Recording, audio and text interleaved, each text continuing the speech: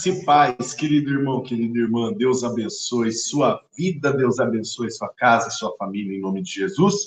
Amados, amadas, nós estamos em 120 dias de consagração, nós estamos no dia de número 115 do nosso propósito de consagração, e essa é a nossa live de número 82, né? Louvado seja Deus pela sua vida, louvado seja Deus pela sua perseverança no nosso propósito de consagração. Querido, querida, já deixo eu avisar você desde agora, né? Você está assistindo uma gravação, tá bom? Hoje, por conta de nós termos convidado no Liderando Bem, então eu fiz uma mudança de programações minhas, né? Uma mudança de agenda minha. Pelo fato da gente ter convidado no Liderando Bem, né? O Liderando Bem pode ser que estique até um pouquinho mais tarde, e também logo depois do Liderando nós vamos acompanhar o pastor, né? Até ele poder ir para Lins. Ele vai voltar para a sua cidade hoje, vai voltar para Lins hoje, né? No entanto, nós vamos acompanhá-lo, levar ele para comer alguma coisinha, né? E aí logo em seguida, então, ele sai de viagem. Então, por conta disso, né, da gente não saber exatamente que hora que a gente termina o Liderando, né, e também por conta desse compromisso posterior, então, por bem, eu achei melhor deixar gravado, né? A minha aula na Faculdade de Teologia, que eu daria depois do Liderando, durante o horário da aula, eu consegui antecipar para dar no primeiro período, né, no primeiro horário. Então, durante o Liderando, se você estava aqui no tempo, você não me viu no tempo por conta disso. Eu estava lecionando, né? A aula terminou às 9h10, a live está começando às 9h15, a aula terminou agora 5 minutos atrás, né? E se o Liderando não terminou, eu estou lá embaixo no tempo, acompanhando, né, o finzinho do Liderando, e logo depois vamos acompanhar o pastor Ramalho, né, numa janta, para que a gente possa dispensá-lo, para que ele possa ir para Lins hoje. Olha quanta coisa, né? Mas que bênção, que bênção. Louvado seja Deus pela tua vida, por você estar aí, né? E até mesmo se você está assistindo essa live depois, essa gravação depois, né? Que bênção você poder estar conosco, tá bom? Querido, querida, o nosso trecho de leitura de hoje, dia 27 de agosto, terça-feira, Atos de 24 a 28, fecha a conta de Atos dos Apóstolos, Atos já foi também, Colossenses, capítulos de 1 a 4, e Filemon. Filemon é um capítulozinho só, né? Então essa é a nossa leitura do dia de hoje. Amanhã, dia 28 de agosto, nós vamos ler Efésios, capítulos de 1 a 6, e Filipenses, capítulos de 1 a 4, ou seja, as duas cartas inteiras, tá? Efésios inteira, capítulo de 1 a 6, uma carta pequenininha, e Filipenses, capítulos de 1 a 4, uma carta pequenininha também. Já lemos amanhã, então, estas duas cartas completamente, tá joia? E estamos avançando, ó. Só tem mais 5 dias, né? 5 dias de propósito. O propósito está terminando. Nós vamos encerrar o nosso propósito de consagração domingo, no culto das 19 horas. Então, é muito importante você estar aqui, porque nós vamos estar abrindo o nosso mês de aniversário, de 101 anos, encerrando o propósito de 120 dias de consagração, e é domingo de ceia, né? Então, é um momento extremamente importante, relevante para nós estarmos juntos. A ceia, como eu disse, o culto de ceia não é mais culto do que o outro culto, mas a ceia, conforme eu tenho dito, é uma oportunidade que Deus nos dá de juntos nós declararmos a nossa fé em Cristo Jesus como igreja, a nossa fé na obra da cruz, na obra da salvação, naquilo que é a moeda que nos comprou, que comprou a nossa vida para o Senhor. Então, é um momento de juntos nós declararmos isso, né? Então, é de uma suma importância. E outra, nós vamos estar fechando um propósito que nós começamos juntos também no domingo de ceia, né? Nós começamos um propósito, uma aliança, que foi esse tempo de consagração num domingo de ceia, ali no mês de maio, e agora nós vamos fechar este propósito no domingo de ceia. Então, eu quero muito convidar você, né, a não deixar de estar aqui no próximo domingo, principalmente no culto das 19 horas, né? Quando eu falo principalmente, eu não quero te levar a negociar o culto da manhã, não, porque de manhã nós temos a escola dominical, né? De manhã a gente fala culto, mas na verdade é uma abertura, né? O nosso culto mesmo, ele acontece às 19 horas. Eu quero muito motivar você a estar por aí, tá bom? Louvado seja Deus. Ok, então este é o nosso trecho de leitura foi o nosso trecho de leitura de hoje. Falei do trecho de leitura de amanhã. Vamos falar também sobre a nossa direção de oração. Agora, a nossa última direção de oração é a direção de oração do mês de agosto, mês no qual nós estamos orando pelos nossos filhos espirituais, tá bom? Então, orando pelos nossos filhos espirituais agora no mês de agosto, momento no qual nós estamos colocando diante do Senhor estas pessoas. E aí eu já quero te fazer também um desafio, né? Já que você está orando pelos seus filhos espirituais, domingo vai ser um momento importante, um momento festivo, abertura do nosso mês de aniversário.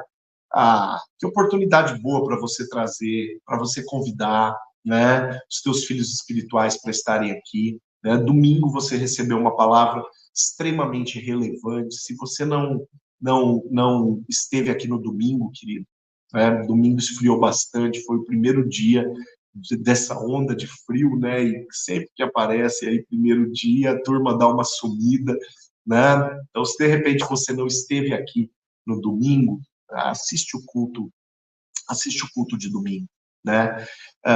Absorva a palavra que foi trazida no domingo, né? E no final dessa palavra, eu dou uma orientação muito prática para a igreja, né? Muito prática a orientação que é dada ali para a igreja, né? Uma coisa é a gente ter a fundamentação bíblica para aquilo que o Senhor manda a gente fazer. Outra coisa também necessária é a gente ter a aplicação prática daquilo que o Senhor nos tem orientado, né? Eu procuro sempre trazer a aplicação prática, mas domingo eu fui muito claro, muito explícito naquilo que Deus espera de nós, e de uma forma extremamente simples, né? Então, se você, eu sei que muita gente já assistiu o culto de domingo, nós já estamos para lá de 120 reproduções, né, no culto de domingo. Muita gente assistiu simultaneamente, né, pelo fato de não estarem aqui. No entanto, eu quero motivar, se você ainda não viu, assista, porque é uma palavra muito prática na direção disso daqui, ó, que é o que nós estamos orando, os filhos espirituais, tá? Então, dá uma olhadinha lá e já coloque isso em prática, como intenção, como sua agenda, já coloque isso em prática, tá joia? Muito bom. Querido, querida, mais uma vez, antes da gente ir para a nossa reflexão, tá? Tá gravada essa reflexão, eu gravei agora no período da tarde, justamente pelo fato de hoje a gente estar com um pastor convidado aqui. Eu mobilizei os meus horários na faculdade de teologia da Igreja Metodista, para que eu pudesse lecionar durante o Liderando Bem, para dar uma atenção especial para o pastor assim que terminar o Liderando Bem, tá bom? Então, por conta disso, você está assistindo uma reflexão gravada. Vamos lá para o nosso trecho de leitura de hoje. Eu quero fazer uma reflexão contigo, queridos, que é bem um alerta muito cabível para os nossos dias. Eu sei que eu tenho falado bastante nessa direção, no entanto, existem alguns assuntos que eles vão insistentemente permear o nosso púlpito. Insistentemente, né? Por exemplo, você nunca vai deixar de me ouvir falar acerca de fazer discípulos. Você nunca vai me deixar ouvir você nunca vai deixar de me ouvir falar sobre evangelismo. Você nunca vai deixar de me ouvir falar sobre a igreja ser orgânica, ser crescente. Nunca. Você nunca vai deixar de ouvir falar essas coisas. E uma das coisas que você também nunca vai deixar de ouvir deste pastor falar é acerca da seriedade com a qual a palavra de Deus deve ser tratada, né? você nunca vai deixar de me ouvir falar acerca desse assunto, né? E eu espero que você esteja achando bom isso, né? Espero que você esteja dizendo glória a Deus, né? Que é isso que o meu pastor é comprometido a pregar para mim, né? Porque são princípios que são inegociáveis, queridos. Isso não é nenhuma espécie de fundamentalismo, isso não é nenhuma espécie de exagero, ou isso não é pregação de um assunto só, né? Mas, mas a ênfase básica da palavra, ou as ênfases básicas que a palavra do Senhor dá para nós, traz para nós, elas circulam em torno disso, né? Circulam em torno da pessoa de Jesus, e por causa de circular em torno da pessoa de Jesus, é inevitável que nós olhemos o comportamento de Jesus, o que ele fez, o que ele enfatizou, e venhamos a dar a mesma ênfase. E Jesus enfatizou o evangelismo, pregar o evangelho por todas as nações. Jesus enfatizou fazer discípulos, ele também disse isso, façam discípulos de todas as nações, batizando-os em nome do Pai, do Filho e do Espírito Santo. Jesus enfatizou levar a sério aquilo que Deus falava, né? A palavra de Deus. Jesus, ele diz, né, fazendo menção a um trecho da lei, mas ele diz, nem só de pão o homem vai viver, né, mas de toda a palavra que provém da boca de Deus. Então, quando eu digo que você nunca vai deixar de me ouvir falar acerca destes assuntos, é justamente porque eram os assuntos principais ditos, pregados, ministrados e ensinados por Jesus no decorrer do seu período ministerial e aquilo que o Espírito Santo encorajou a igreja a fazer. O Espírito Santo ele vem como instrumento para que a igreja pregue o evangelho com poder, para que a igreja seja testemunha em Jerusalém, Judéia, Samaria e confins da terra, né, a pregação do evangelho, para que a igreja cresça, né, Atos capítulo 9, versículo 31, a palavra diz que a igreja crescia e se expandia por estes territórios de Jerusalém, Judéia, Samaria, né, avançando mesmo dos confins da terra, e por conta disso a igreja tinha paz.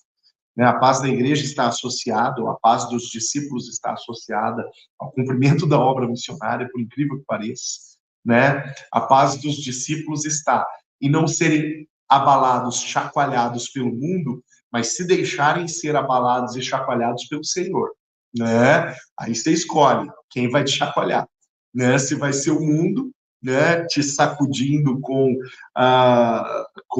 as tentativas de carregar para o pecado, ou se vai ser o Senhor, né, te motivando e te encorajando a se mover na autoridade no nome dele, né? Então, já que são ênfases de Jesus, tem que ser ênfases do corpo de Cristo, que é a igreja, né?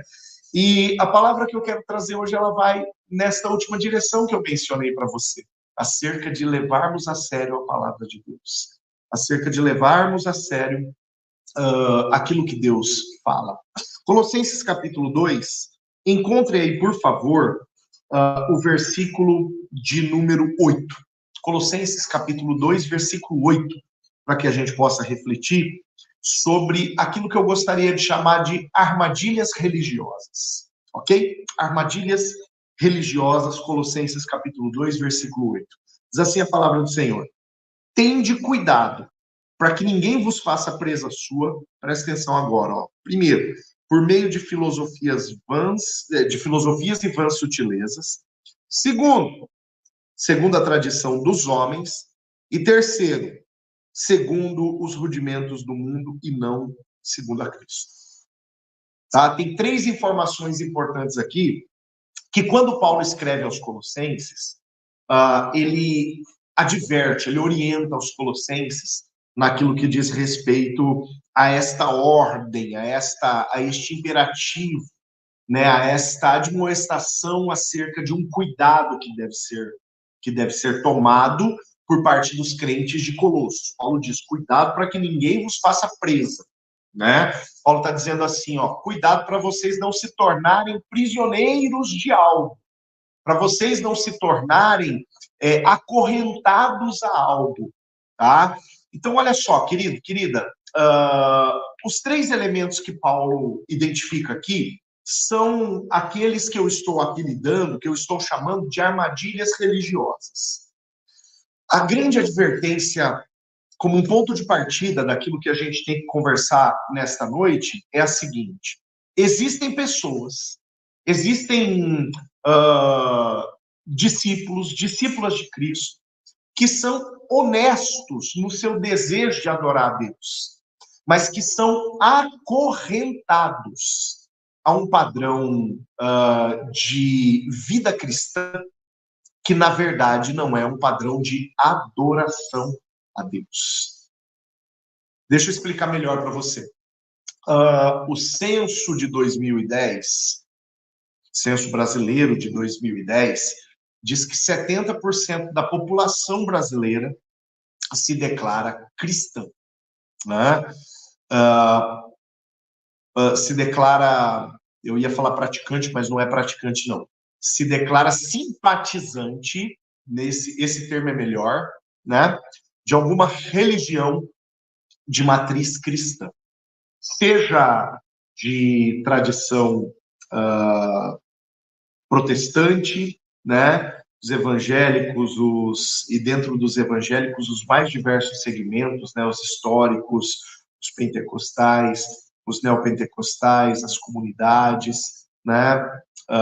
Enfim, seja de segmentos católicos, e também dentro do catolicismo, os mais diversos segmentos, né, o catolicismo apostólico romano, o catolicismo ortodoxo, os catolicismos sincréticos, por exemplo, de movimentos que mesclam catolicismo com religiões de matrizes africanas, que mesclam catolicismo com religiões de origem espírita, né? Então, todas estas religiões, tá, entre aspas, que classificam a Bíblia como o livro-chave, né? Que classificam a pessoa de Cristo como aquele que está à ponta deste movimento. Todas estas religiões. Aqui eu não estou discutindo se ela está indo bem ou se ela está indo mal, se ela vai correto ou se ela vai incorreto, ok?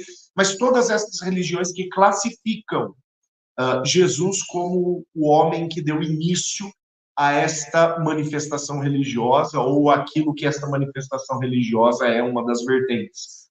70% dos brasileiros dizem praticar, simpatizar com alguma destas religiões. O censo pergunta assim: o que você é? Né? E a turma respondeu: eu sou cristão. E aí, dentro dos espectros de cristianismo, as pessoas detalharam o que elas querem dizer com ser cristão, né? O problema, ou quem sabe a questão, é que a Bíblia não tem espectros de cristianismo, né? A Bíblia, ela pressupõe um parâmetro essencial para que alguém seja conhecido, seja tratado, seja classificado como cristão. A Bíblia tem um parâmetro, e o parâmetro estabelecido na palavra do Senhor é que o cristão é aquele que imita a Jesus, né? É isso que a Bíblia fala. Em Atos capítulo 11, lá no versículo 26, a palavra vai falar que os cristãos, eles foram assim chamados pela primeira vez na cidade de Antioquia, pelo fato de serem imitadores de Cristo, ou seja, serem discípulos de Cristo, né? Ipsis literis, o versículo diz assim: pela primeira vez na cidade de Antioquia, os discípulos foram chamados cristãos. O cristão é o discípulo, o cristão é aquele que imita a Cristo. Aqui nós estamos na essência da palavra discípulo, né? Do que o original discípulo quer dizer. Ok? Então, o parâmetro que a Bíblia traz para que alguém possa ser identificado cristão é esse: um discípulo de Cristo. Logo, como discípulo de Cristo, a ordem, a lógica é que eu e você nos comportemos como tal, como imitadores, para que nós possamos ser classificados desta forma, classificados cristãos, né? O cristão, ele não é necessariamente um praticante de atos religiosos. Tiro necessariamente, ele não é primariamente, prioritariamente, ok? Fica melhor assim. Reformulando a frase. O cristão não é primariamente, não é prioritariamente um praticante de atos religiosos, tá? O cristão, ele é primariamente, prioritariamente, imitador de Jesus Cristo. Então, esse é o ponto de partida básico pelo qual nós devemos nos nortear. E por isso, Paulo, quando escreve à igreja de Colossos, ele diz assim, ó, tomem cuidado para que vocês não sejam feitos presas, para que vocês não se acorrentem em práticas religiosas que, de fato, distanciem vocês do Senhor, ao invés de aproximar vocês do Senhor. Paulo está dizendo, cuidado para vocês não se fazerem reféns de armadilhas religiosas, de armadilhas pseudo-cristãs. E Paulo vai falar quais são estas armadilhas nesta segunda parte do versículo.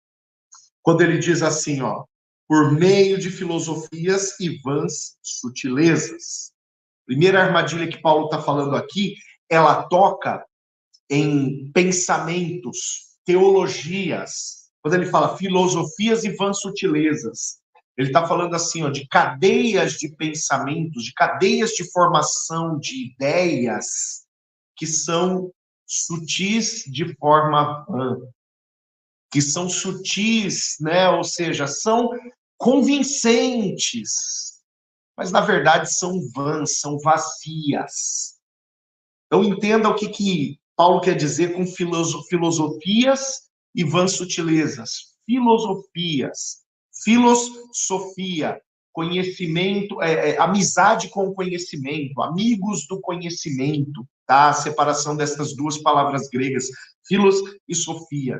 Está falando de meios de conhecimento, mas estes meios de conhecimento são nulos, são vãos, são inúteis, é o que Paulo está falando. E a inutilidade aqui é inutilidade para a salvação, ok?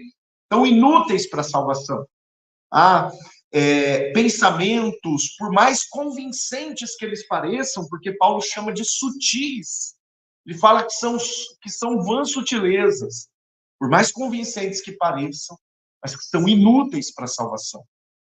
Aí você pergunta, pastor, como é que eu sei o que é útil para a salvação? Querida, é só olhar para a palavra. O próprio apóstolo Paulo, deixando claro que a prática dele ia de encontro com aquilo que ele pregava, lá em Atos 20, ele diz assim, ó, nada deixei de vos ensinar que útil vos fosse. Ou seja, Paulo, ele disse, ó, o meu ensino para vocês, ele não foi para demonstrar quanto conteúdo eu tenho. Ele não foi para demonstrar minha capacidade retórica. Ele não foi para demonstrar o meu conhecimento e como eu consegui articular a lei e os ensinos do judaísmo com os ensinos do cristianismo. Paulo está deixando claro aqui que o que ele trouxe para os seus ouvintes era útil para a salvação. Útil para a salvação. Não era apenas um assunto que fazia sentido, não era apenas um assunto que, nossa, como ele é sábio, que trazia a atenção do povo, não era só assunto que demonstrava como Paulo tinha preparo, mas era útil para a salvação das pessoas. Então, em primeiro lugar, Paulo está falando acerca de teologias sem Bíblia, teologias sem Deus. Quando ele diz assim, ó, cuidado para que vocês não se tornem presas de filosofias e vãs sutilezas.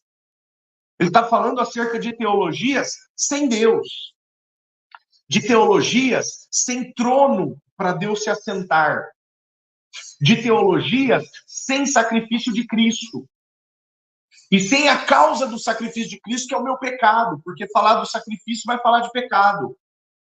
Então, teologias que não pressupõem a pregação acerca do pecado. Se não pressupõe a pregação acerca do pecado, não existe necessidade de dizer que é preciso se arrepender, porque, afinal de contas, o sujeito não é pecador, o sujeito não pisou na bola, não entristeceu o coração de Deus, não quebrou vínculos com Deus, não precisa ser resgatado.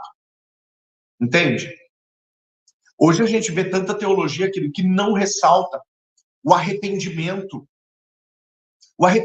que foi a primeira mensagem do Evangelho, antes mesmo de Jesus começar a pregar.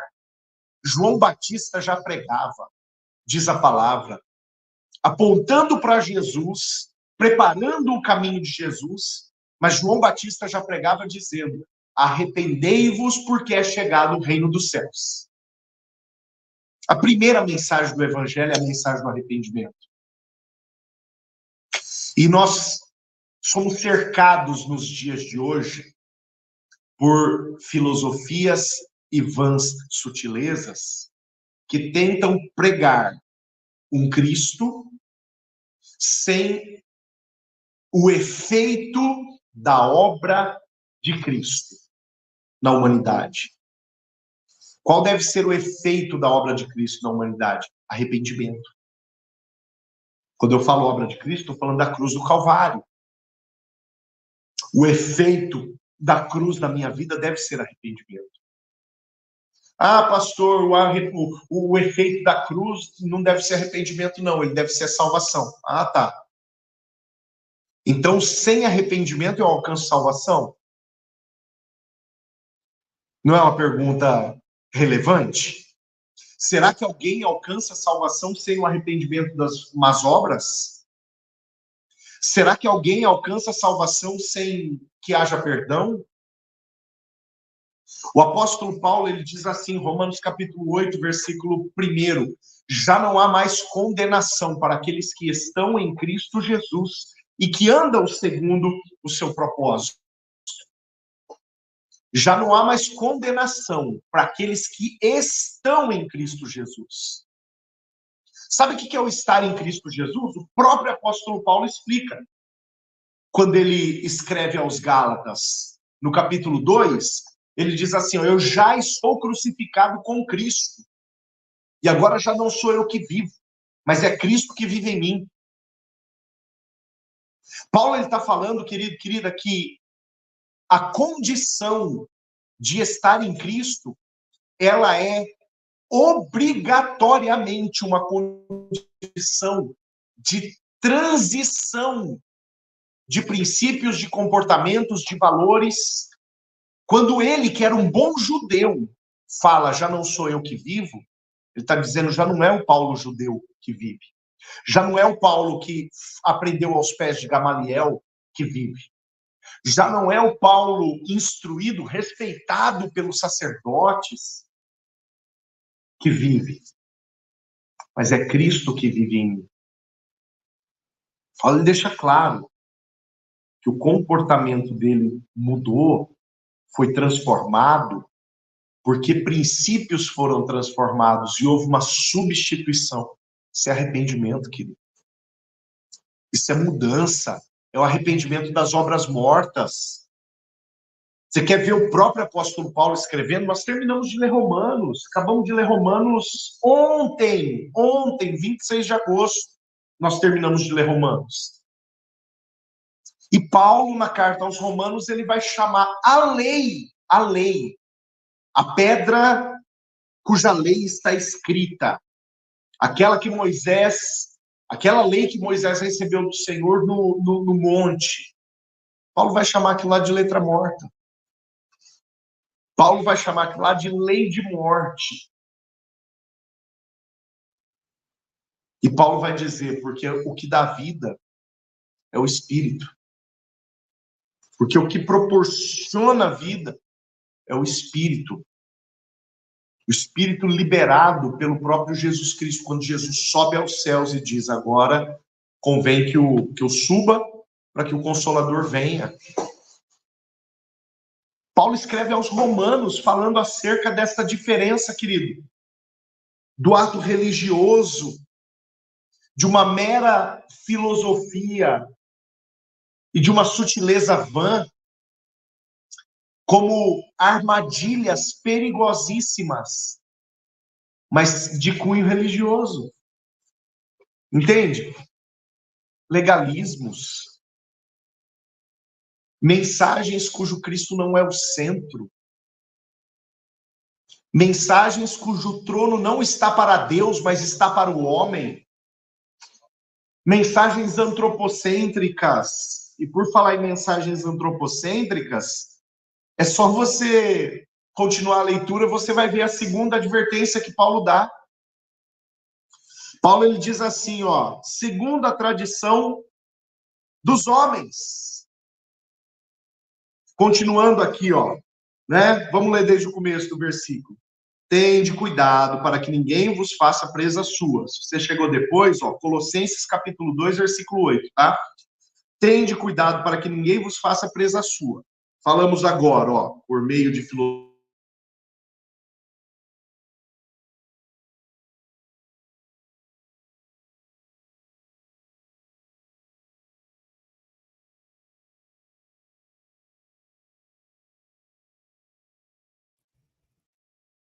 Caiu aquela câmera ali. Deixa eu esperar ela voltar, porque o som dessa daqui é ruim demais, tá, querido? Só um minutinho que eu já continuo com você. Depois deixa eu tirar ali da tela.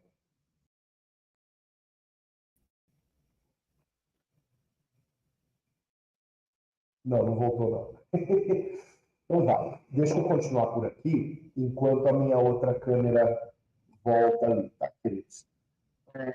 Ele diz assim, ó, ele continua dizendo o seguinte, tende cuidado para que ninguém vos faça presa sua, aí pulando lá para a segunda parte, segundo a tradição dos homens. No segundo lugar, a segunda advertência que Paulo dá para os crentes de Colossos diz respeito à entronização das tradições. Entronização das tradições. Sabe o que significa entronizar? A palavra que a gente fala tanto e às vezes a gente nem sabe o que significa, né? Entronizar significa colocar no trono. Colocar no trono. Dar o lugar do trono a esta... Pronto. Dar o lugar do trono, dar o trono para esta pessoa ou para esta coisa, né? É real, queridos, que não há outro que deva ser e que mereça ser, que seja digno de ser entronizado, não há outro a não ser o Senhor. O Senhor deve ser entronizado, né? Agora, quantas tradições. E aqui a palavra está falando de tradições de homens, tá?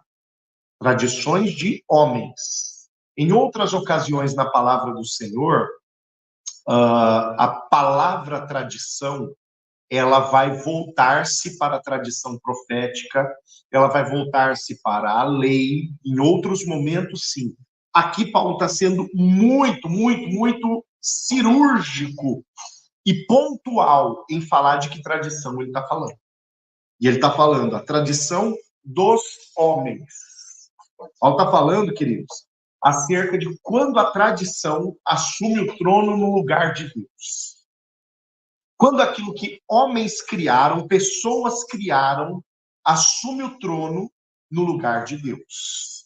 Aí nós temos um baita de um problema. E assume o trono mesmo, tá? Assume o trono mesmo. É trocado, é substituto, né? As nossas preferências substituindo aquilo que Deus espera.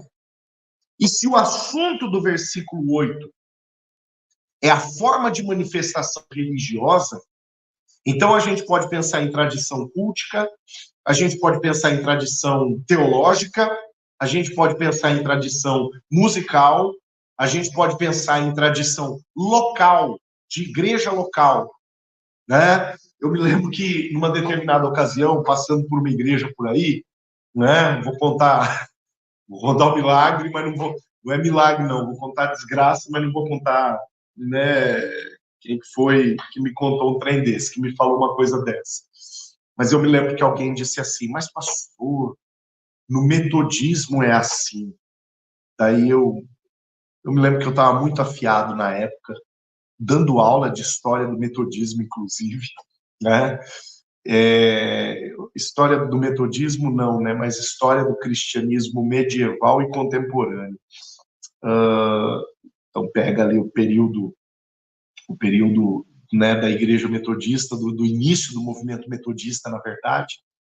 E claro, como pastor metodista, né, ainda que a instituição que eu dava aula naquela ocasião, a faculdade que eu dava aula naquela ocasião, não era uma faculdade metodista, mas claro que eu puxei a, a brasa para baixo de uma sardinha que eu sei assar muito bem e diz respeito à Igreja Metodista. Não fiquei só dando aula disso, né? Eu tinha alunos de outras denominações, mas quando o assunto era avivamento do século XVIII, ali já entrando na idade contemporânea, né? Na, na idade moderna, né? Na verdade, então no final das contas eu estava afiado, né, para falar sobre metodismo.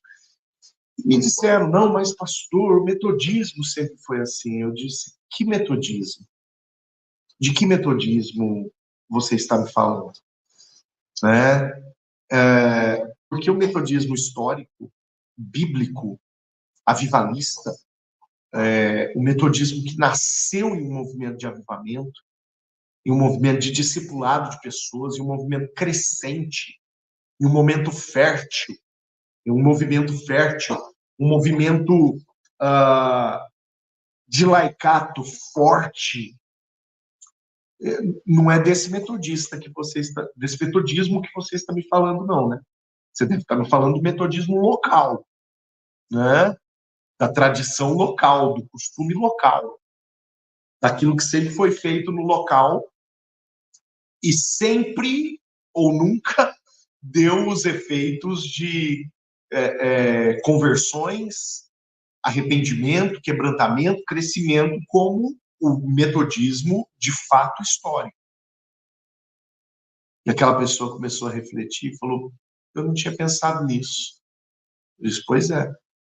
E quem sabe por que você não tinha pensado nisso, você, com honestidade, carregou uma tradição, entronizou essa tradição e continuou fazendo coisas simplesmente pelo fato de que essas coisas sempre foram feitas.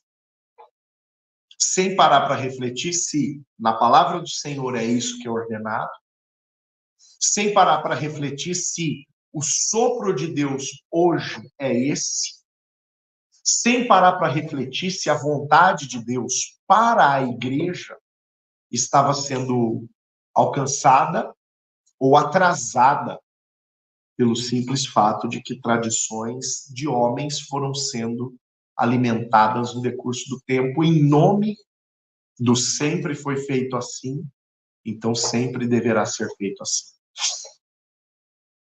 Sabe, querido, a gente tem que ter coragem, né, de mudar alguns hábitos que acenderam ao nosso coração pelo simples fato da gente ter aprendido que eles deveriam ser feitos desta forma.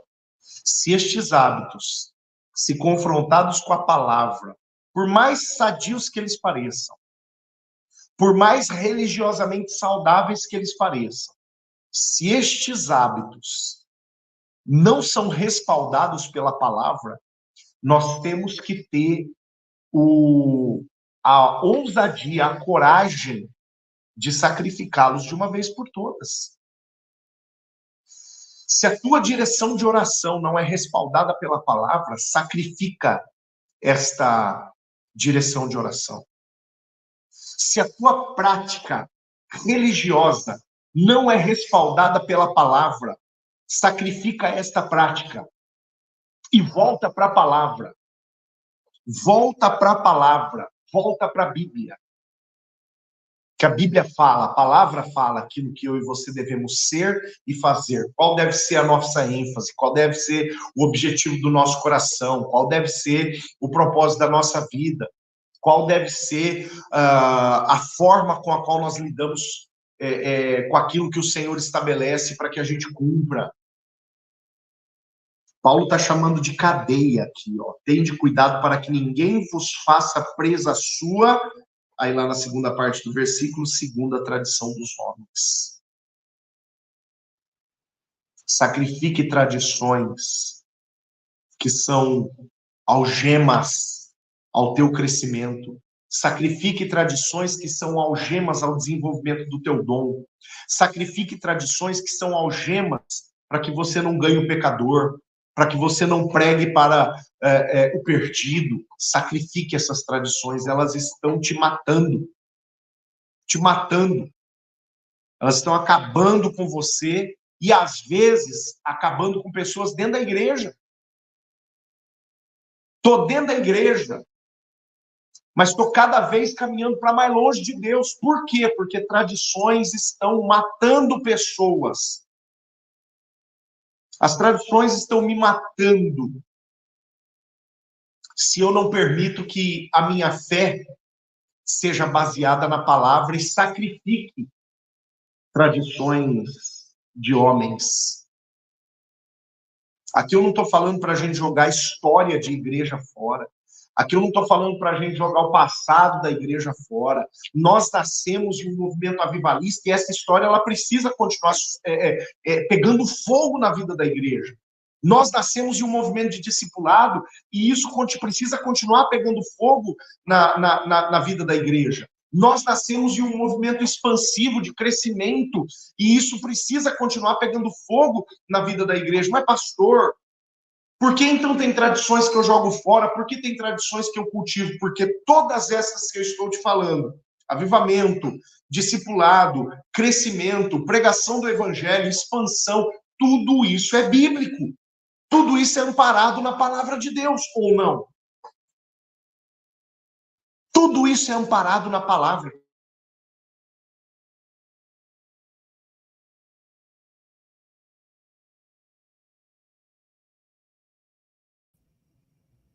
Vou continuar enquanto destrava ali, né? Eu vou dizendo para você o seguinte, ó, o ritmo da música que canta, a cor da parede da igreja, se tem jogo de luz ou não tem, se a fachada da igreja tem o nome ou não tem, se tem placa na porta da igreja ou não tem, se o pastor usa tênis e calça jeans ou se ele usa paletó e gravata, se o Ministério de Louvor é composto por jovens ou por adultos, se a igreja tem coral ou não tem, se toca erva ou se não toca erva, se distribui folheto ou não distribui folheto, se usa revista na escola dominical ou se usa Bíblia na escola dominical, enfim, querida, todas essas coisas são obras. O vinho não se negocia. Agora, a gente muda quantas vezes forem necessárias. O vinho não pode ter negociação. Mas o odre a gente muda quantas vezes forem necessárias. Desde que não se toque na essência. Desde que não se toque...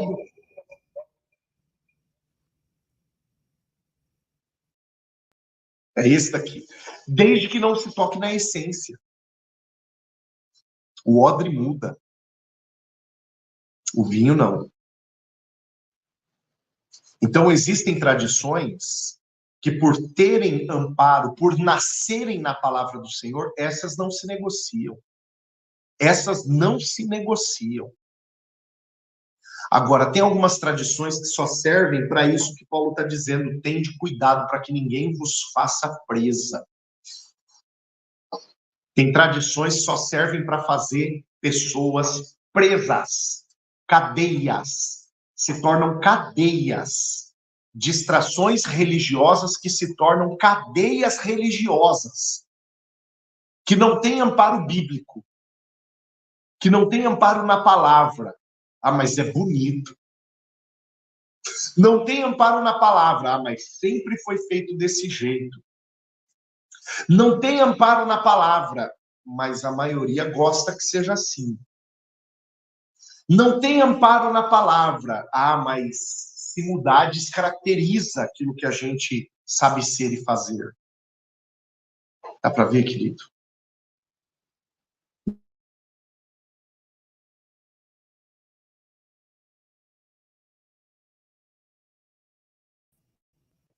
Mais uma vez travou lá. Né? Eu estava dizendo o seguinte, não sou eu, é Paulo que está chamando essas questões de cadeia, né, de prisão. Eu concordo com ele, engenho do número e do grau, né, concordo com Paulo, mas ele está chamando de prisão. A gente não pode romantizar, sabe? Porque qual problema tem,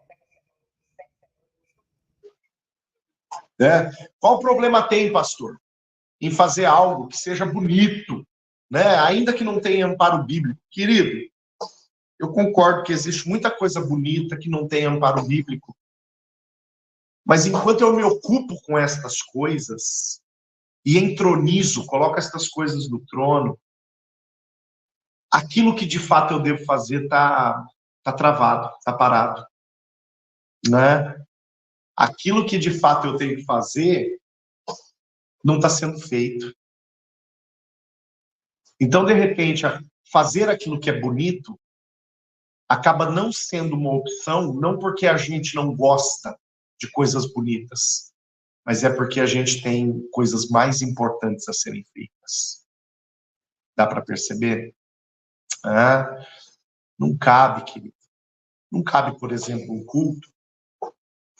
Não cabe um culto no qual a pregação seja para agradar pessoas ou para obedecer um tema, seja ele qual for, e não para instruir o povo acerca do Senhor. Não cabe um culto no qual a música seja para manter uma mera tradição e não para adorar a Deus. Não cabe um culto no qual o tempo de adoração seja preenchido com canções que falam coisas sobre Deus, mas não falam coisas para Deus. Olha onde eu cheguei. Porque existem canções boas que falam coisas sobre Deus. Essa você escuta na tua casa quando você quiser. Essa a gente usa na abertura de um culto quanto a gente quiser. Essa a gente usa como tema de uma mensagem o quanto a gente quiser. Agora, o tempo de adoração é o tempo no qual eu canto coisas para Deus. Dá para ver a diferença toda? É muito diferente. Em último lugar, meu Deus, já estou com 50 minutos de live. Em último lugar, Paulo ele diz assim, tende cuidado para que ninguém vos faça presa sua, lá na partezinha final do versículo, segundo os rudimentos do mundo e não segundo Cristo. Segundo os rudimentos do mundo e não segundo Cristo. Sabe o que Paulo está falando aqui? De ponto de partida, princípio. Segundo os rudimentos, os princípios do mundo. O começo, a primeira parte, aquilo que é hábito enraizado no mundo. Paulo está falando disso. Segundo os rudimentos do mundo e não segundo Cristo, Paulo diz. Sabe do que ele está falando aqui? De um ponto de partida errado. Quando ele fala Cristo, vamos pensar quem é Cristo? Vamos lá, vamos pensar junto com João, o evangelista. João, ele diz assim, o verbo se fez carne e habitou entre nós, cheio de graça e cheio de verdade. João, ele identifica Jesus como o verbo que se fez carne. O termo o verbo, hologos, a palavra. Né? O verbo que se fez carne, a palavra de Deus que se fez carne, que se encarnou e habitou no meio do povo. João identifica Jesus como a própria palavra. O apóstolo Paulo ele diz assim, o fim da lei é Cristo.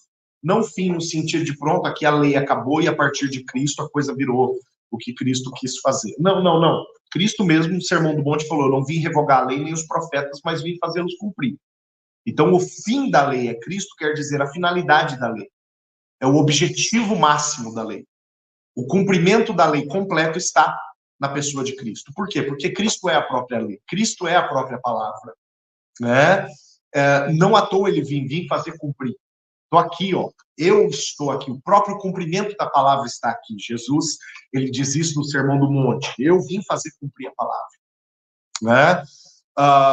Então, quando a palavra fala segundo os rudimentos do mundo e não segundo Cristo, a gente precisa entender Cristo, quem ele é. E perceba, Paulo poderia ter usado aqui o nome de Cristo, Jesus. Poderia dizer assim, ó, segundo os rudimentos do mundo, e não segundo Jesus, mas ele usa o título. Ele usa o adjetivo, Cristo. Não é sobrenome, tá? Jesus Cristo, Jesus nome, Cristo sobrenome. Cristo não é sobrenome, Cristo é um adjetivo. Um adjetivo que aponta para um ofício, para um ministério.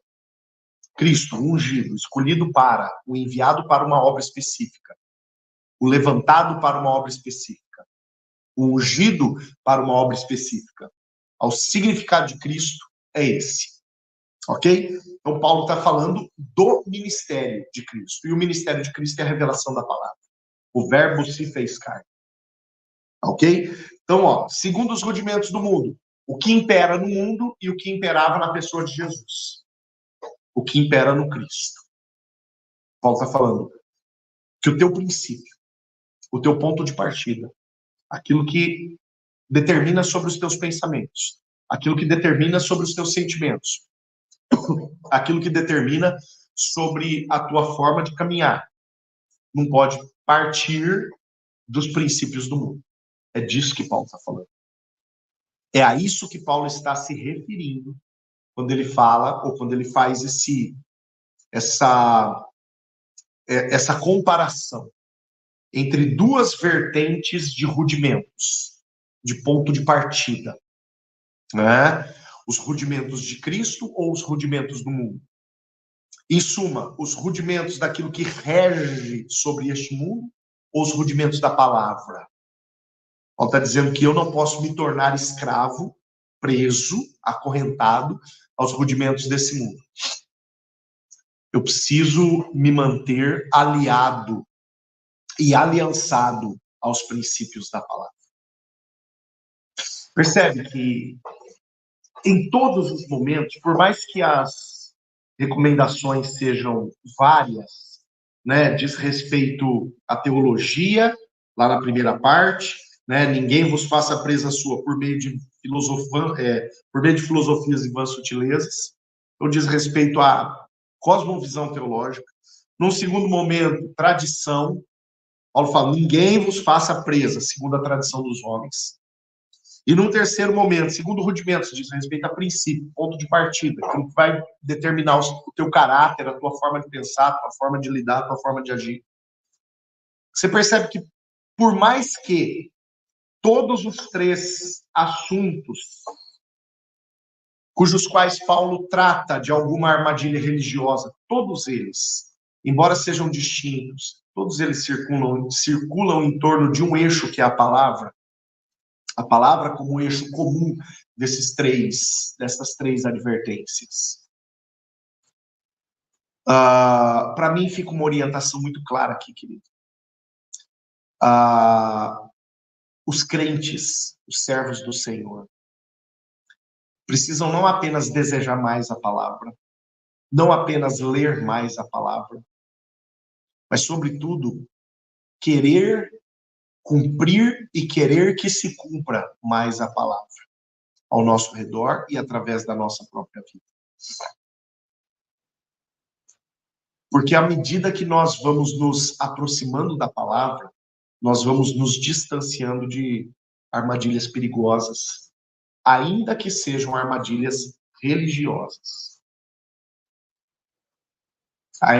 E você quer ver armadilhas que, de fato, assediam pessoas e acabam transformando crentes sinceros em crentes completamente infrutíferos e distantes de Deus?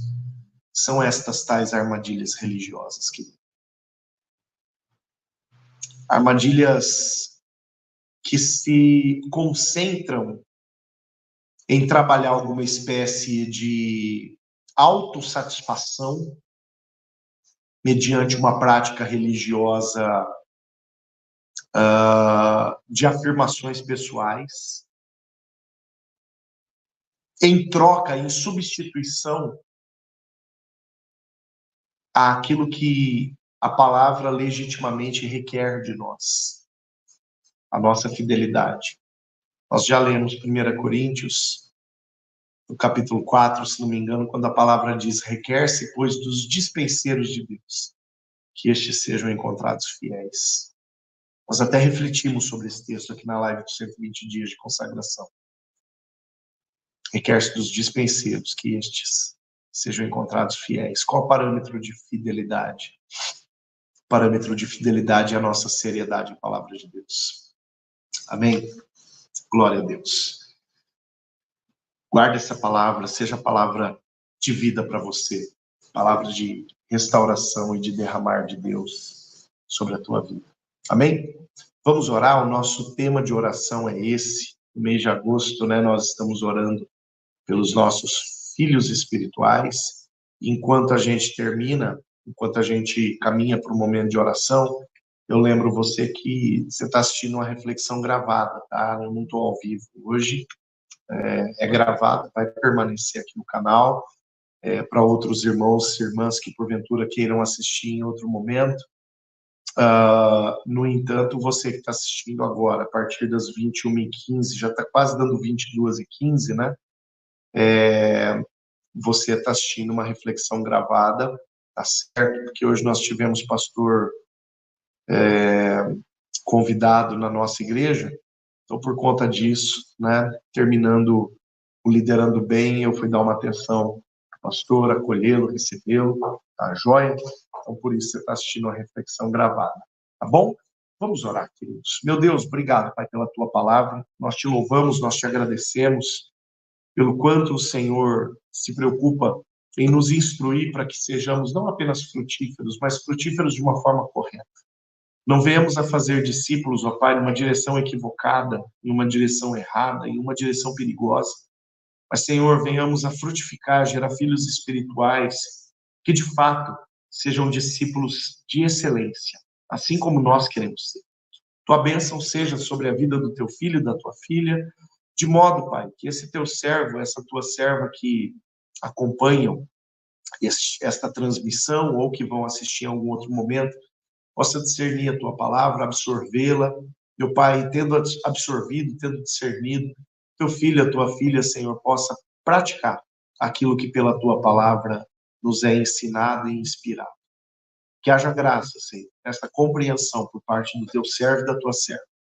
Meu Deus, assim como houve graça, enquanto o Senhor usava da minha vida para ministrar aquilo que é teu sobre a vida do teu povo. Nós queremos colocar também diante de ti os nossos filhos espirituais, Pai. Deus, em nome de Jesus, abençoa aqueles que temos de alguma forma influenciado ao Evangelho. Pessoas para as quais nós temos pregado o Evangelho, evangelizado, pessoas com as quais nós temos demandado tempo, Senhor, para discipular e ensinar a guardar todas as coisas que o Senhor tem ordenado. Pessoas que nós já temos sonhado, Pai, em conduzi-las às águas do batismo, muito mais do que conduzi-las para dentro da igreja, conduzi-las às águas do batismo, Senhor, e assim, de fato, permitir que elas experimentem, meu Deus, a verdadeira, meu Deus, inserção ao corpo de Cristo.